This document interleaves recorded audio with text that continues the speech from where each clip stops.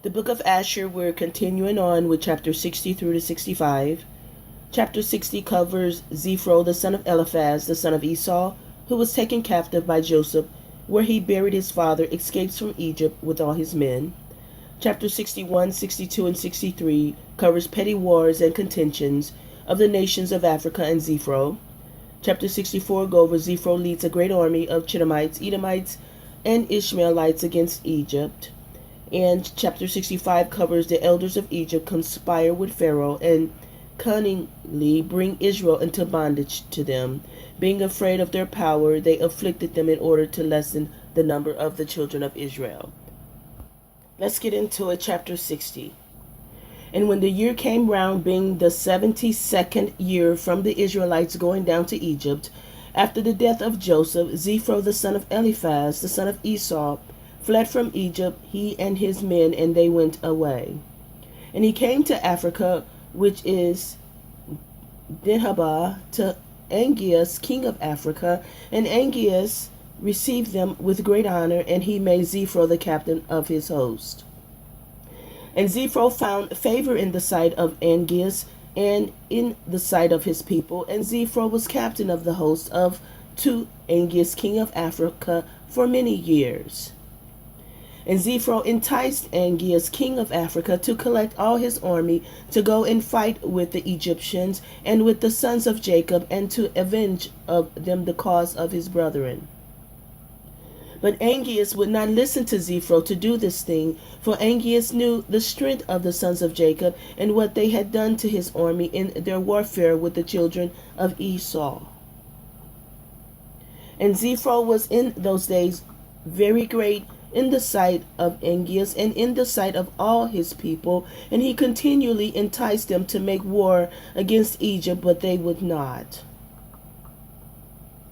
And it came to pass in those days, there was in the land of Chittim a man in the city of Pazimnah, whose name was Uzzah, and he became degenerately defiled by the children of Chittim. And the man died and had no son, only one daughter, whose name was Jeniah. And the damsel was exceedingly beautiful, comely, and intelligent. There was none seen like unto her for beauty and wisdom throughout the land. And the people of Angeas, king of Africa, saw her, and they came and praised her unto him. And Angeas sent to the children of Chittim, and he requested to take unto her himself for a wife. And the people of Chittim consented to give her unto him for a wife. And when the messengers of Angeas were going forth from the land of Chittim to take their journey, behold, the messengers of Turnus, king of Benutu, came into Chittim, for Turnus, king of Bintu, also sent him messengers to request Jeniah for him to take unto himself for a wife. For all his men had also praised her to him, therefore he sent all his servants unto her. And the servants of Turnus came to Chittim, and they asked for Jeniah to be taken unto Turnus, their king, for a wife. And the people of Chittim said unto them, We cannot give her, because Angeas, king of Africa, desire her to take her unto him for a wife, before you came, and that we should give her unto him. And now therefore we cannot do this thing to deprive Angeas of the damsel, in order to give her unto Turnus. For we are greatly afraid of Angeas, lest he come in battle against us and destroy us, and Turnus your master will not be able to deliver us from his hand. And when the messengers of Turnus heard of all the words of the children of Chittim, they turned back to their master and told him all the words of the children of Chittim. And the children of Chittim sent a memorial to Angeas, saying, Behold, Turnus had sent for Jeniah to take her unto him for a wife, and thus have we answered him. And we heard that he has collected his whole army to go to war against thee, and he intends to pass by the road of Sardunia to fight against thy brother Lucas, and after that he will come to fight against thee. And Angeas heard the words of the children of Chittim, where they sent to him in the record, and his anger was kindled. And he rose up and assembled his whole army, and came through the islands of the sea, the road of Sardunia, unto the brother Lucas, king of Sardunia. And Niblos, the son of Lucas, heard that his uncle Angeas was coming, and he went out to meet him with a heavy army, and he kissed him and embraced him. And Niblos said unto Angeas, when thou ask my father after his welfare, when I shall go with thee to fight with Tunis, ask of him to make me captain of the host. And Angeas did so, and he came unto his brother, and his brother came to meet him, and he asked him after his welfare. And Angeas asked his brother Lucas after his welfare, and to make his son Niblos captain of the host. And Lucas did so. And Angeas and his brother Lucas rose up, and they went toward Turnus to battle, and there was with them a great army and a heavy people. And he came in ships, and they came into the province of Ashtarosh, and behold, Turnus came toward them, for he went forth to Sardunia, and intended to destroy it, and afterward to pass on from there to Angeas to fight with him. And Angeas and Lucas his brother met Tunis in the valley of Canopia, and the battle was strong and mighty between them in that place. And the battle was severe upon Lucas king of Sardunia, and all his army fell, and Niblos his son fell also in that battle. And his uncle Angeas commanded his servants, and they made a golden coffin for Niblos, and that put him into it. And Angeas again waged battle toward Tunis, and Angeas was stronger than he, and he slew him, and he smote all his people with the edge of the sword. And Angeas avenged the cause of Niblos his brother's son, and the cause of the army of his brother Lucas. And when Turnus died, the hand of those that survived the battle became weak, and they fled from before Angeas and Lucas his brother. And Angeas his brother Lucas pursued them into the high road which is between Alphanu and Roma, and they slew the whole army of Turnus which with the edge of the sword. And Lucas king of Sardunia commanded his servants that they should make a coffin of brass, and that they should place therein the body of his son Niblos, and they buried him in that place. And they built upon it a high tower there upon the high road, and they called its name after the name of Niblos unto this day. And they also buried Turnus king of Bibintu there in that place with Niblos. And behold, upon the high road between Alphanu and Roma, the grave of Niblos is on one side, and the grave of Turnus on the other, and a pavement between them unto this day. And when Niblos was buried, Lucas his father returned with his army to his land, Sardunia, and Angeas his brother king of Africa went with his people unto the city of Bibintu, that is the city of Turnus. And the inhabitants of Bibintu heard of his fame, and they were greatly afraid of him, and they went forth to meet him with weeping and supplication. And the inhabitants of Bibintu entreated of Angeas not to slay them, nor destroy their city. And he did so, for Bibintu was in those days reckoned as one of the cities of the children of Chittim. Therefore he did not destroy the city. But from that day forward, the troops of the king of Africa would go to Chittim to spoil and plunder it, and whenever they went, Zepho, the captain of the host of Angeas, would go with them. And it was after this that Angeas turned with his army, and they came to the city of Pazimuna, and Angeas took them thence Jania, the daughter of Uzzah, for a wife, and brought her unto his city, unto Africa. Chapter 61. And it came to pass at that time, Pharaoh king of Egypt commanded all his people to make for him a strong palace in Egypt. And he also commanded the sons of Jacob to assist the Egyptians in the building, and the Egyptians made a beautiful and elegant palace for a royal inhabitation, and he dwelt therein, and he renewed his government, and he reigned securely. And Zebulun the son of Jacob died in that year, that is the 72nd year of the going down of the Israelites to Egypt. And Zebulun died 114 years old, and was put into a coffin, and given into the hands of his children. And in the 75th year died his brother Simeon. He was 120 years old at his death, and he was also put into a coffin and given into the hands of his children.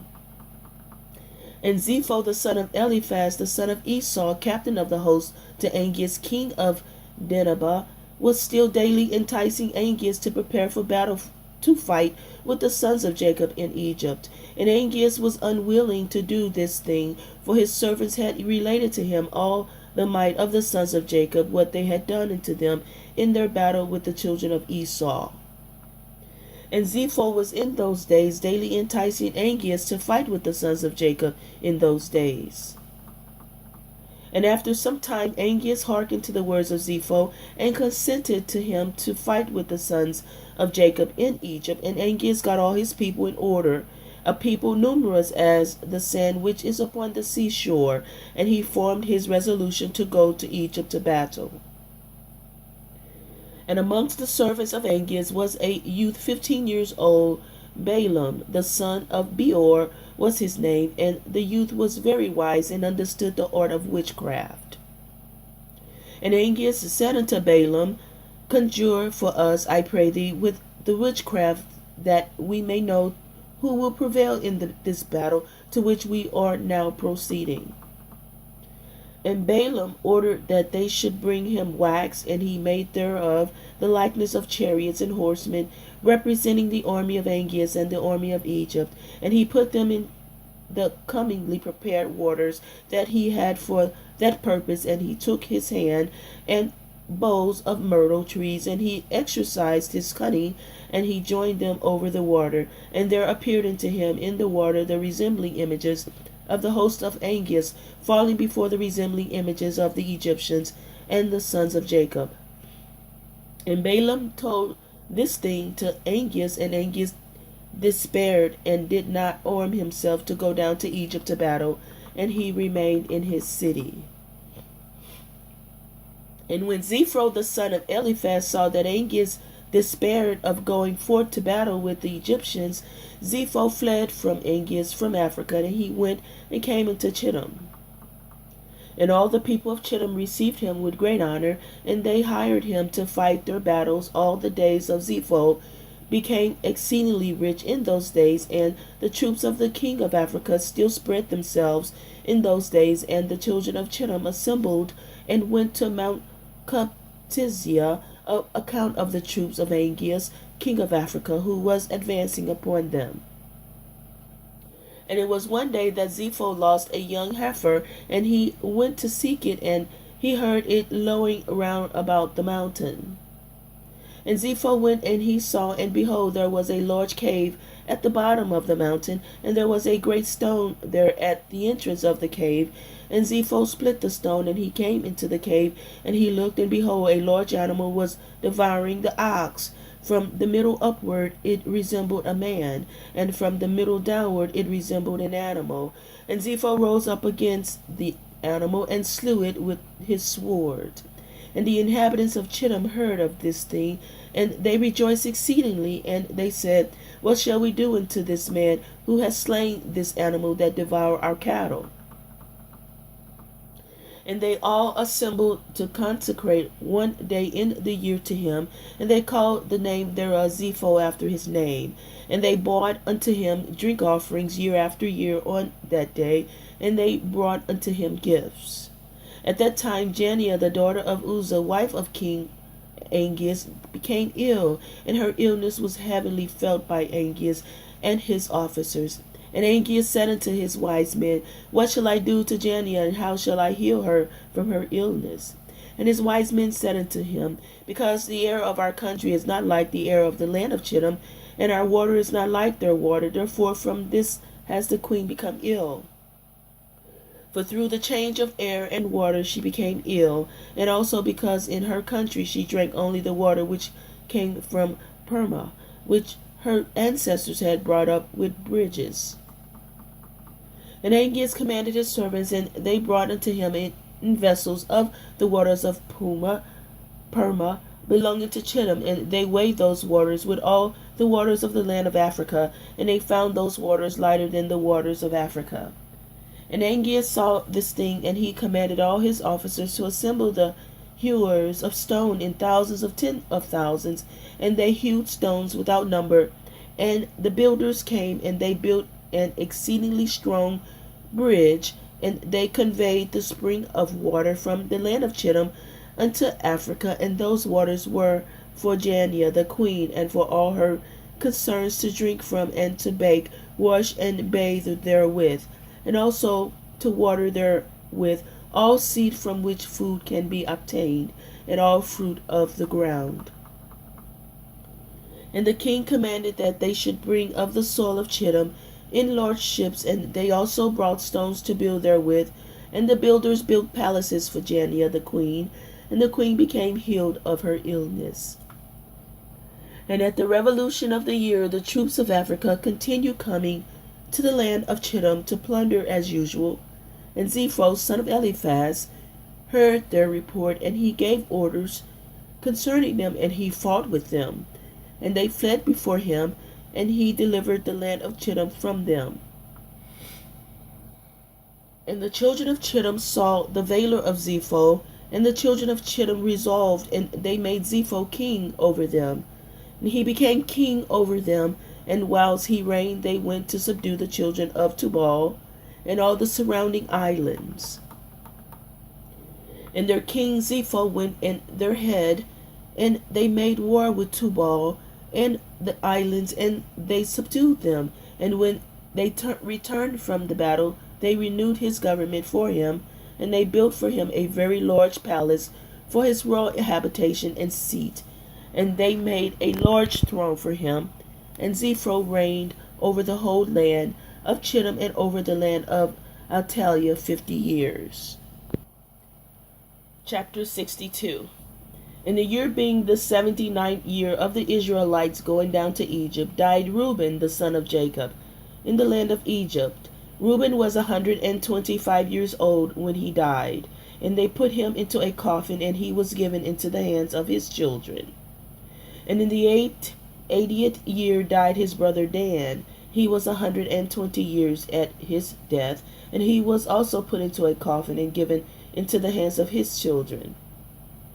And in that year died Chusham, king of Edom, and after him reigned Hadad, the son of Bedad, for 35 years. And in the 81st year died Issachar, the son of Jacob, in Egypt. And Issachar was 122 years old at his death, and he was put into a coffin in Egypt and given into the hands of his children. And in the 82nd year died Asher, his brother. He was 123 years old at his death, and he was placed in a coffin in Egypt and given into the hands of his children. And in the 83rd year died Gad. He was 125 years old at his death, and he was put into a coffin in Egypt and given into the hands of his children.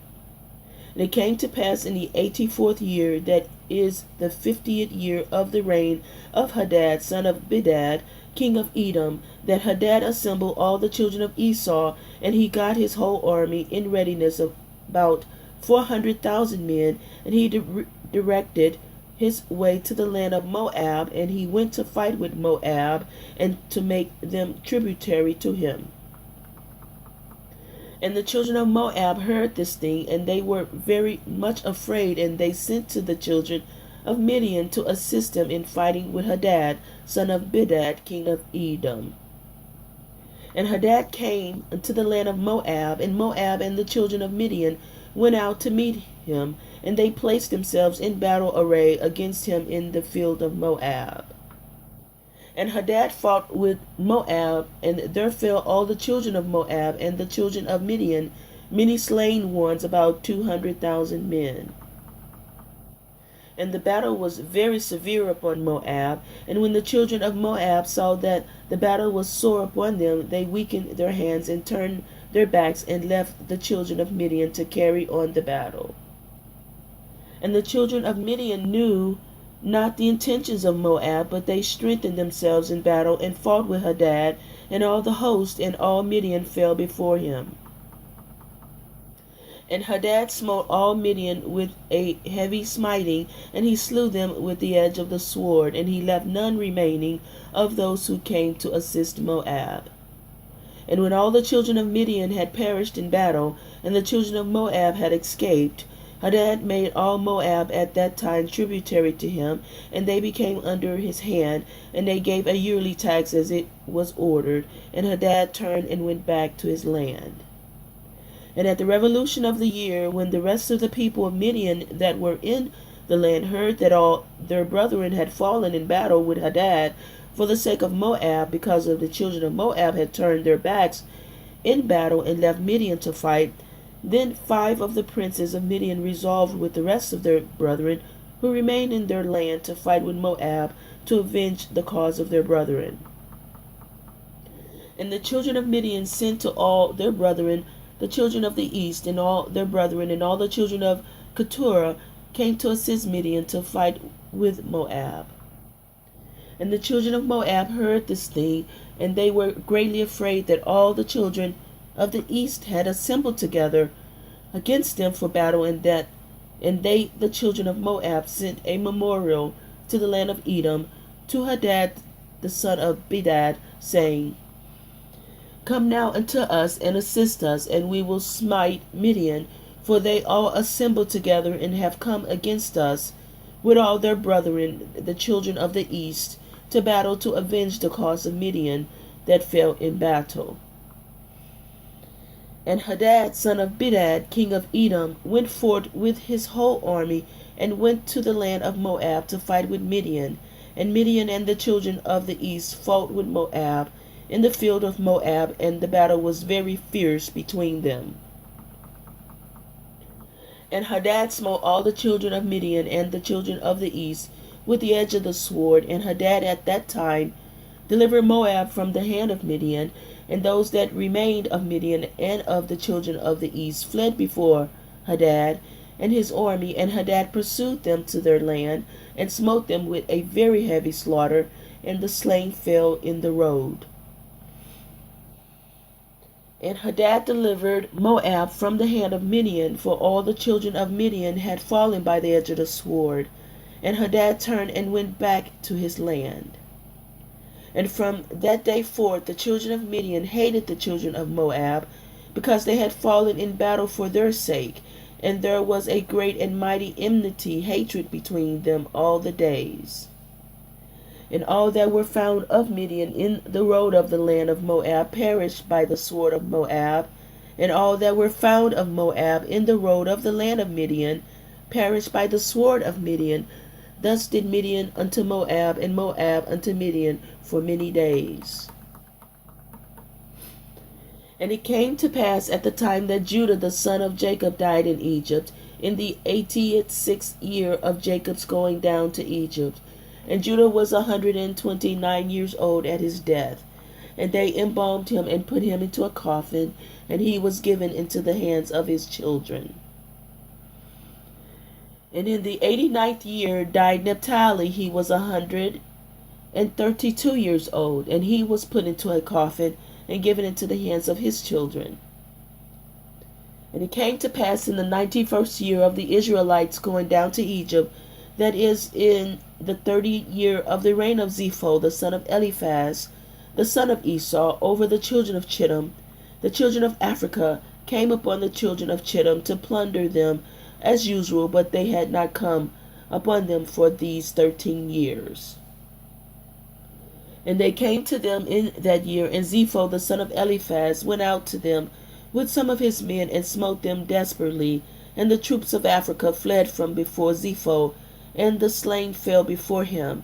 And Zepho and his men pursued them, going on and smiting them until they were near unto Africa.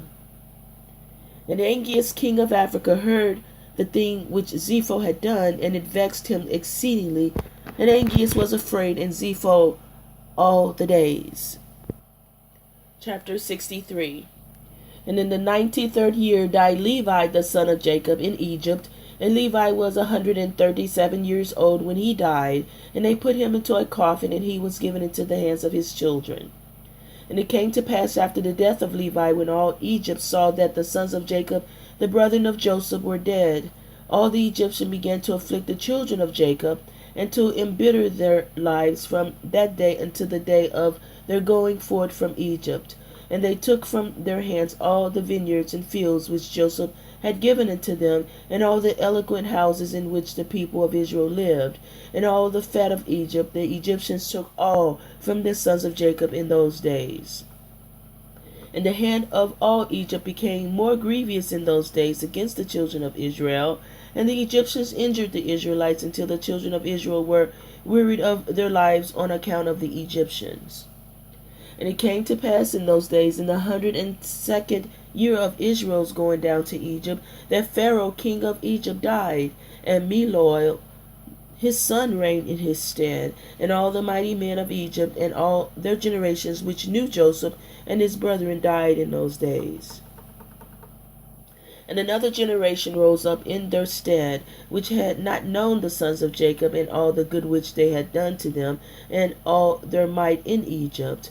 Therefore all Egypt began from that day forth to embitter the lives of the sons of Jacob, and to afflict them with all manner of hard labor, because they had not known their ancestors who had delivered them in the days of the famine. And this was also from mighty God Ahiah for the children of Israel, to benefit them in their latter days, in order that all the children of Israel might know mighty God Ahiah, their El Elohi. And in order to know the signs and mighty wonders which mighty God Ahiah would do in Egypt on account of his people Israel, in order that the children of Israel might fear mighty God Ahiah, our El Elohi, and their ancestors, and walk in all his ways, they and their seed after them all the days.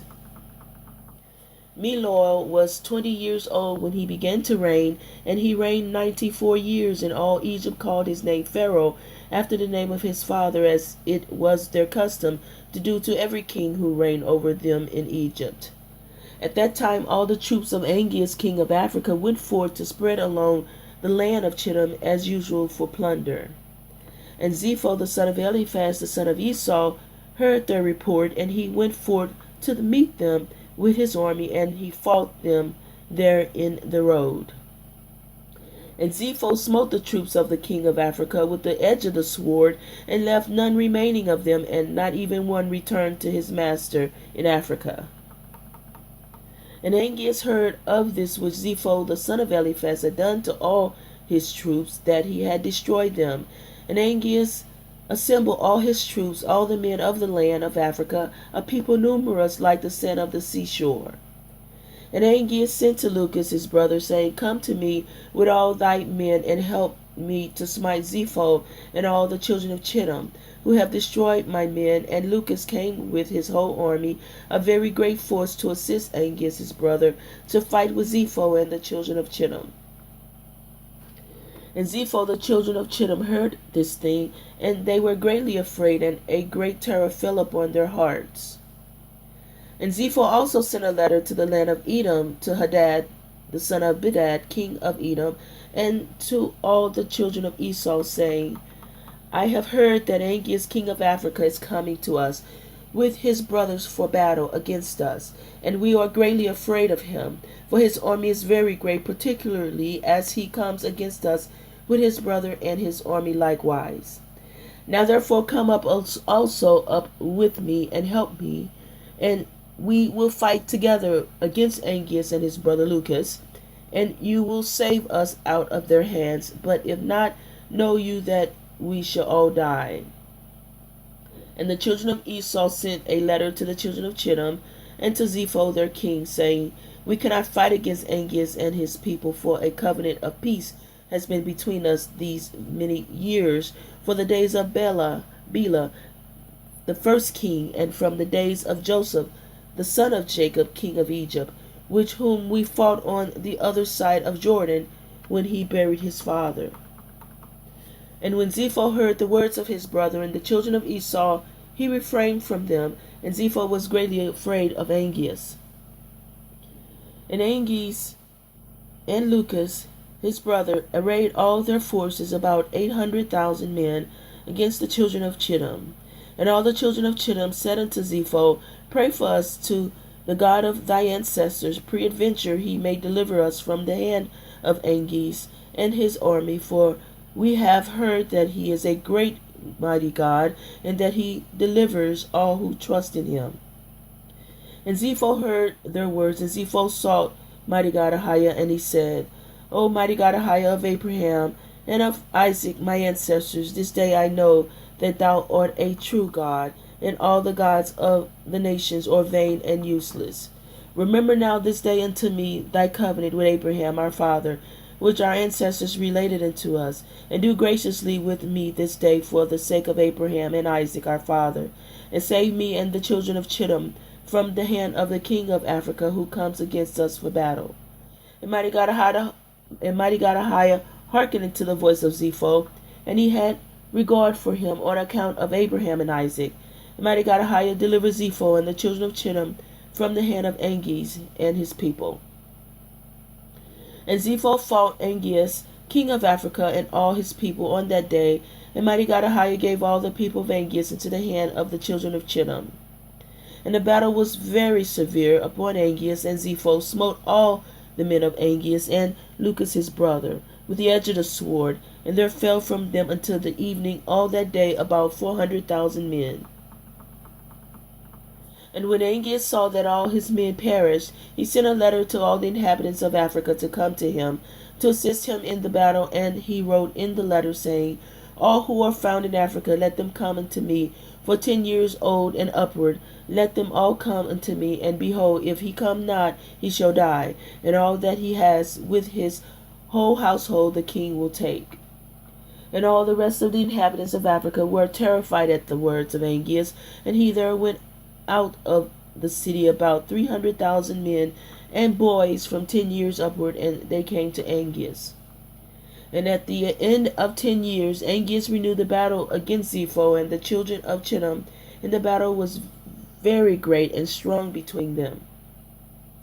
And from the army of Angeas and Lucas, Zepho sent many of the wounded into his hand, about 2,000 men, and Sosifter, the captain of the host of Angeas, fell in that battle. And when Sosifter had fallen, the African troop turned their back to flee, and they fled, and Angeas and Lucas his brother were with them. And Zepho and the children of Chittim pursued them, and they smote them still heavily on the road, about 200 men. And they pursued Asdrubal, the son of Angeas, who had fled with his father, and they smote 20 of his men in the road. And Asdrubal escaped from the children of Chittim, and they did not slay him.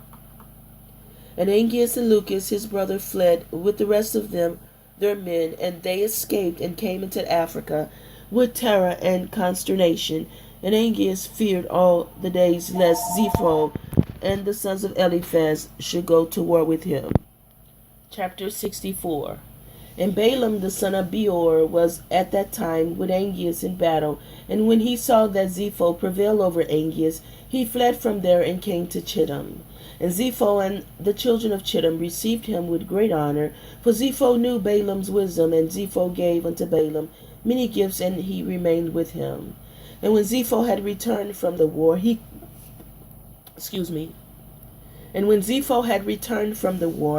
commanded all the children of Chittim to be numbered who had gone into battle with him, and behold, not one was missed. And Zepho rejoiced at this thing, and he renewed his kingdom, and he made a feast to all his subjects.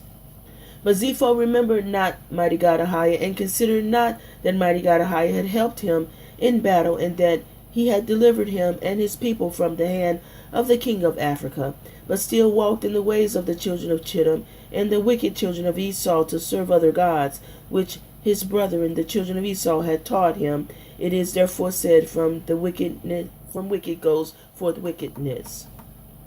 And Zepho reigned over all the children of Chittim securely, but knew not mighty God Ahiah, who had delivered him and all his people from the hand of the king of Africa. And the troops of Africa came no more to Chittim to plunder as usual, for they knew of the power of Zepho, who had smitten them all at the edge of the sword. To Angeas was afraid of Zepho the son of Eliphaz, and of the children of Chittim all the days.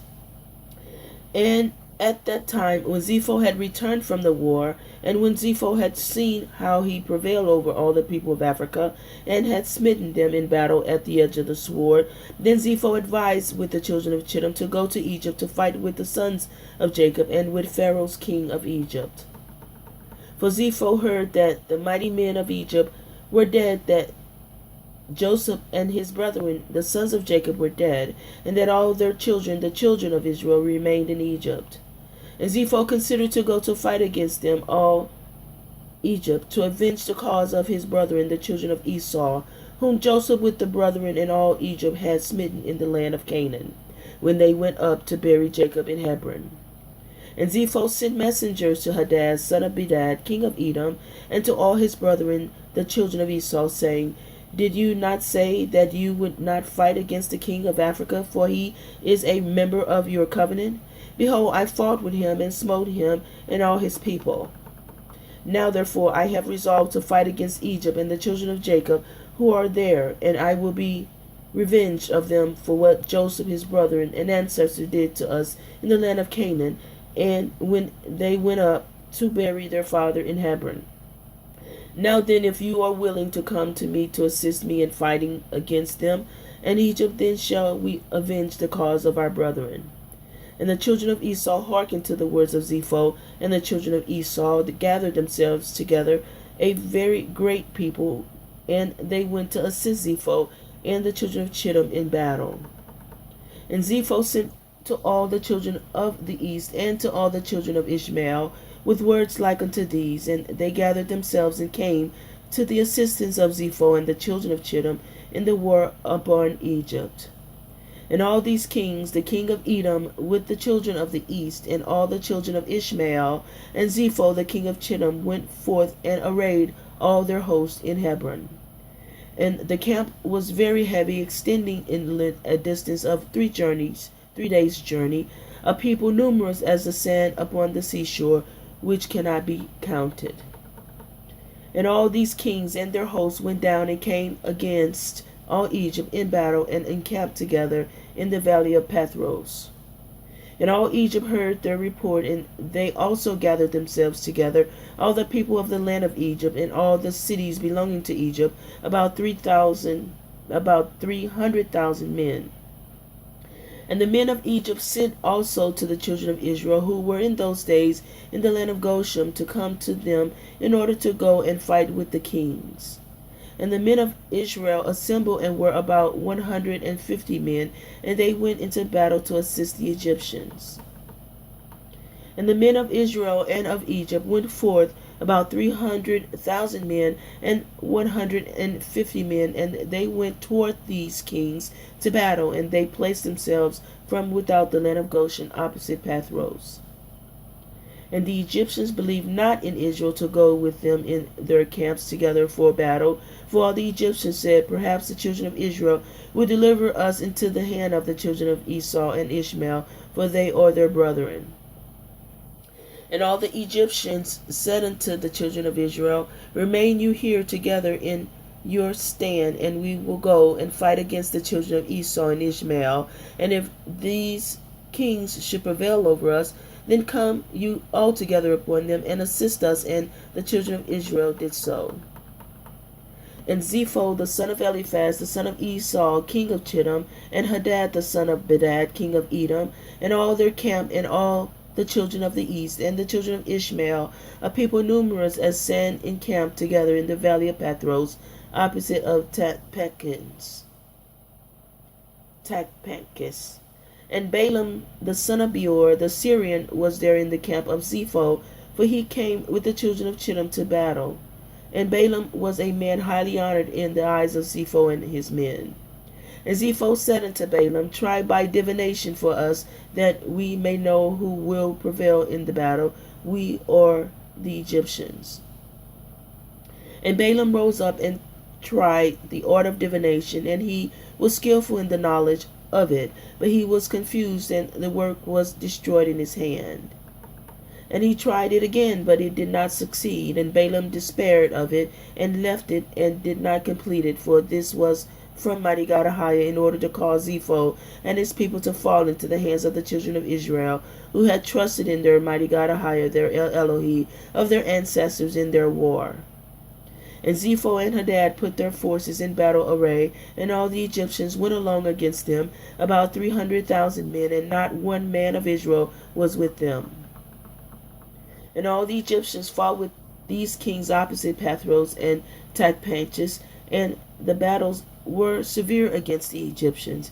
And the kings were stronger than the Egyptians in that battle, and about 180 men of Egypt fell on that day, and about 30 men of the forces of the kings, and all the men of Egypt fled from before the kings. So the children of Esau and Ishmael pursued the Egyptians, continuing to smite them unto the place where was the camp of the children of Israel.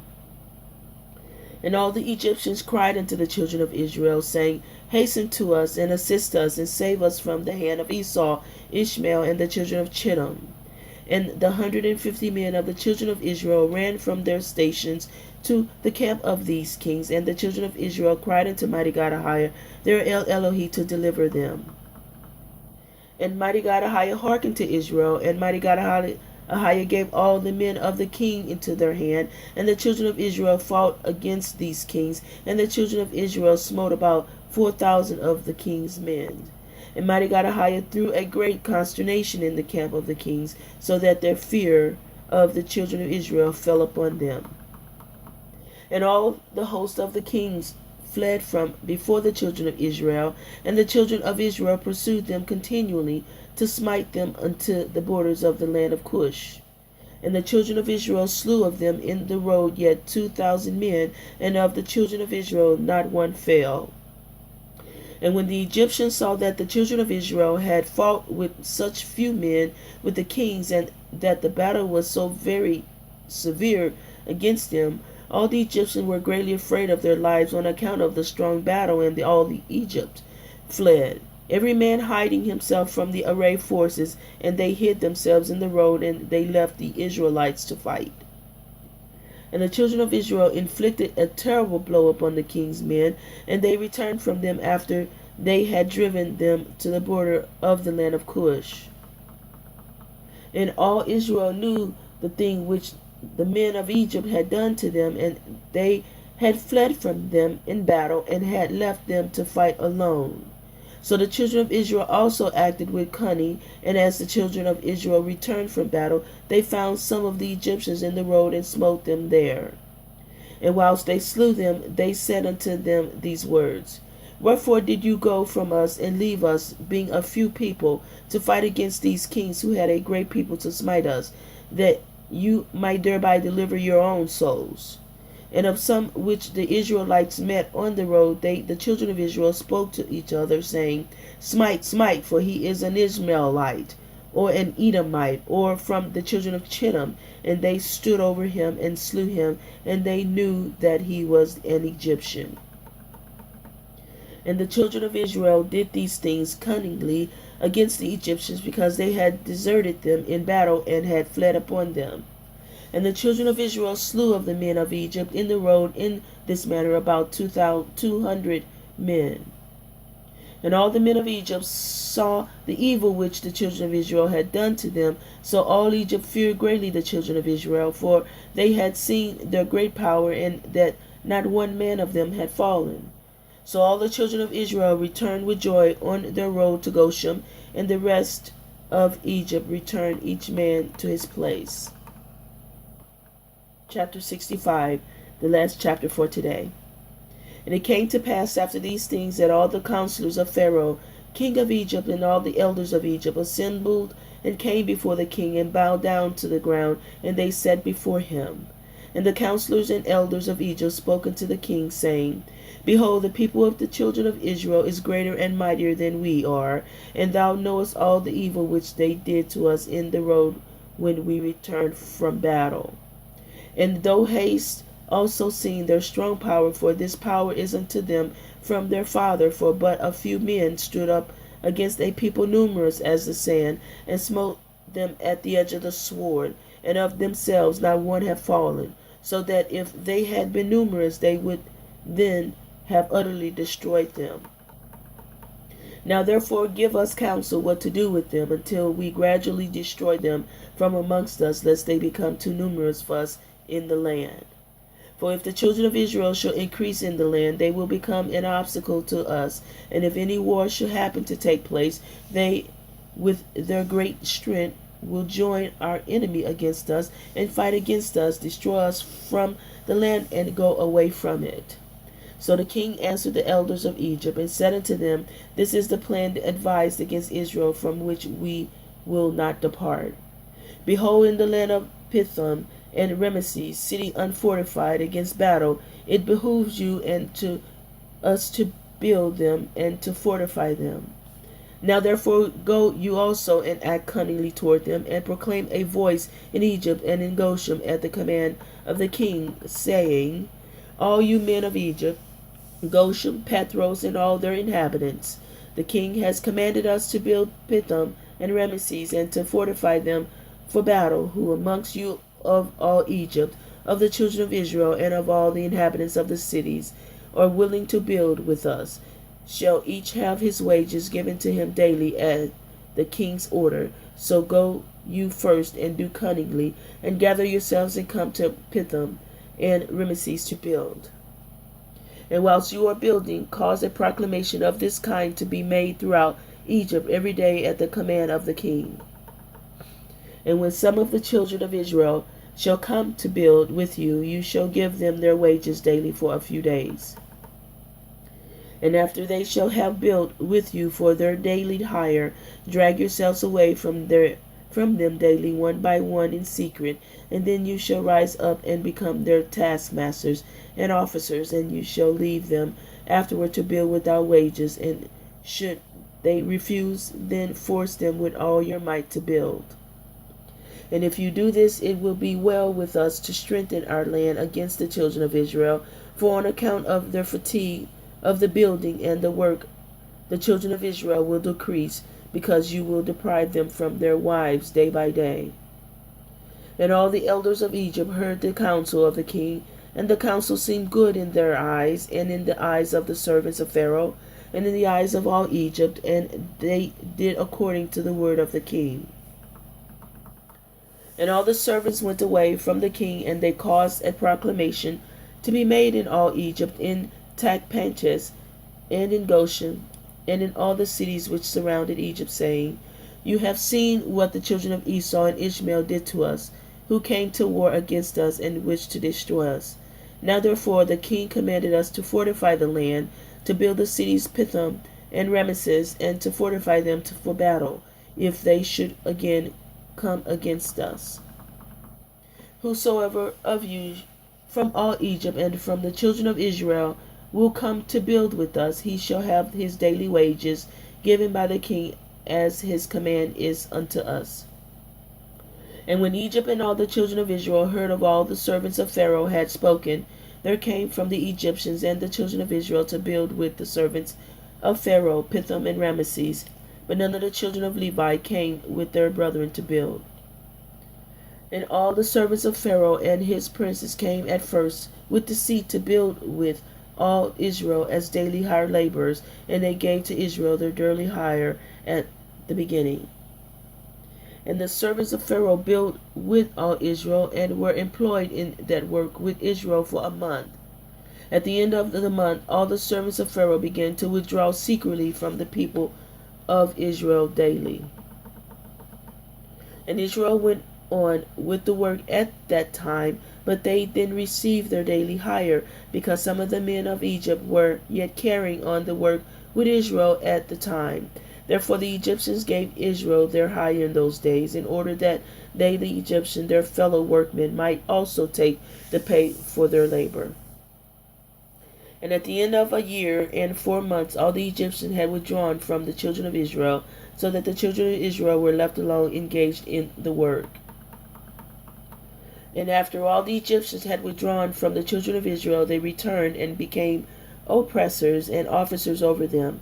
And some of them stood over the children of Israel as taskmasters, to receive from them all that they gave them for the pay of their labor. And the Egyptians did in this manner to the children of Israel day by day, in order to afflict in their work.